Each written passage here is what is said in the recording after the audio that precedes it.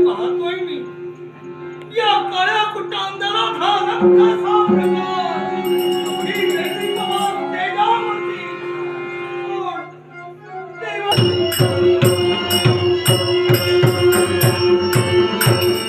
काय मानलं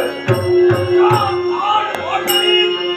मी माझा पहिल्यांदा बंदिवान केलं होतं की त्याचा लख प्रकाश कसा काय हेच होतं काय म्हणतोय मी एकाएकी गणपती गजानन या इथं म्हणून एकाच गोष्टीसाठी ओम या माझ्या भक्तांच्या रक्षणासाठी प्रत्यक्ष गणेश लोकांचा त्याग करून आज इथपर्यंत मला यावं लागलंय म्हणजे गणेश भक्तांचं रक्षण आणि म्हणून इथवर आलोय